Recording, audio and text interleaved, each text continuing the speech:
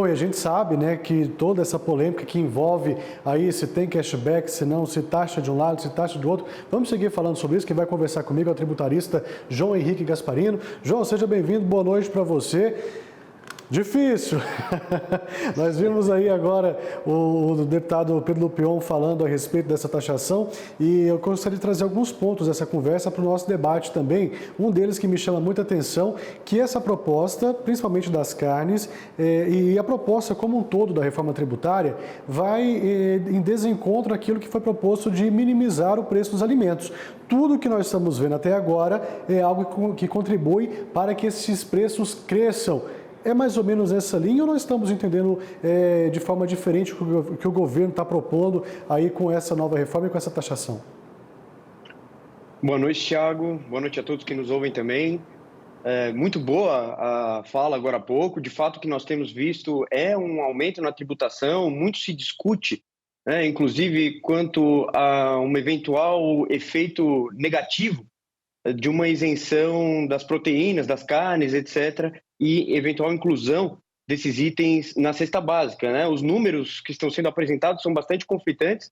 Eventualmente, se diz por parte da Receita Federal que a isenção total teria um aumento de 0,57% no IVA global que está sendo proposto, enquanto, por outro lado, os números apresentados pela FPA, que tem feito um excelente trabalho lá na frente parlamentar e está trazendo novos números aí, mostram que o impacto seria de 0,2%, muito menor do que aquele que está sendo apresentado pelo governo. Então, no final da conta, na ponta do lápis, se a gente for colocar essas questões na mesa, de fato o que a gente está vendo é um aumento da tributação e que vai resultar num aumento também do preço pago pelo consumidor na ponta final da cadeia.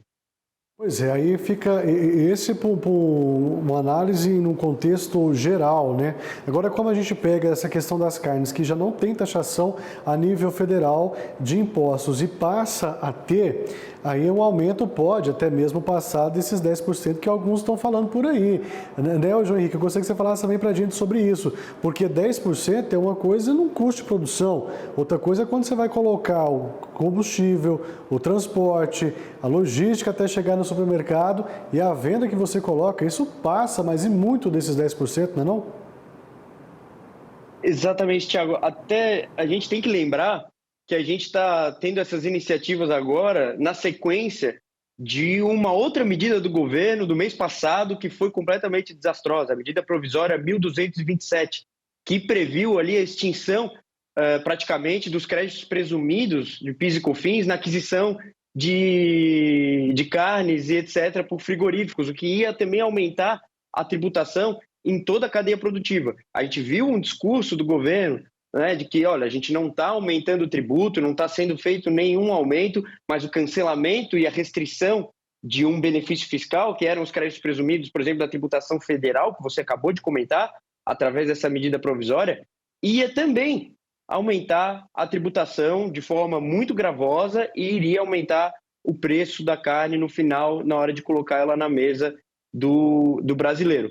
Essa medida provisória, para quem bem lembra, foi devolvida pelo Congresso por não atender os requisitos necessários aí para esse tipo de norma entrar em vigor no nosso ordenamento. E realmente ela foi apelidada, não à toa, de medida provisória do caos, porque ela impediu o aproveitamento de diversos créditos de PIS e COFINS e o setor agro ia ser extremamente prejudicado com essa medida. Bom, devolvida, agora nós vemos o outro lado da moeda, um contra-ataque, né? O governo até anunciou, olha, a gente não tem uma outra carta na manga em razão da medida provisória que foi devolvida pelo Congresso. Está aí a carta na manga agora com a não inclusão dessas proteínas e desses itens na cesta básica com isenção total.